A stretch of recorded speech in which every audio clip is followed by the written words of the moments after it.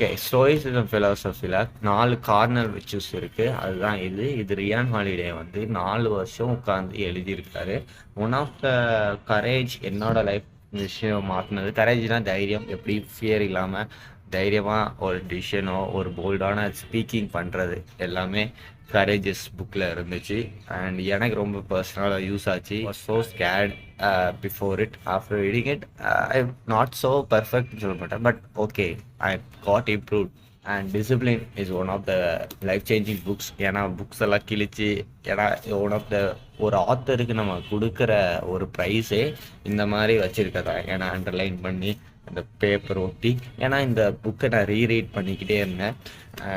Is the one of the credit நம்ம ஆத்தருக்கு கொடுக்குறது. அதனால் டிசிப்ளின் இஸ் டெஸ்டினி வந்து என்னை லைஃப்பை மாற்றுச்சு. அண்ட் ரைட்டிங் ரைட்னா ஒன் ஆஃப் த என்ன ஒரு குட் பர்சனாக மாற்றினது, எப்படி ஒரு கொடுக்கறது, எப்படி ஒரு கைண்டாக இருக்குது, ஒரு குட் ஹியூமன் பீனாக இருக்கிறது, எப்படி ஒரு உண்மையை மட்டும் பேசுகிறது, ஈவன் இஃப் இட்ஸ் ப்ரொஃபஷ்னலி ரிஸ்காக இருந்தாலுமே. And it's a good book. And wisdom takes works நான் இன்னும் படிக்கல. ஃபியூ பேஜ் விஸ்டம் படித்தேன். எப்படி ஒரு குட் கொஷின்ஸ் கேட்குறது, புக்ஸில் தான் நிறைய விஸ்டம்ஸ் இருக்குது. விஸ்டம் எப்படி ஒரு நாட் அன் ஈஸி திங், நம்ம ஒர்க் பண்ணாதான் அது கிடைக்கும். Takes wisdom takes works.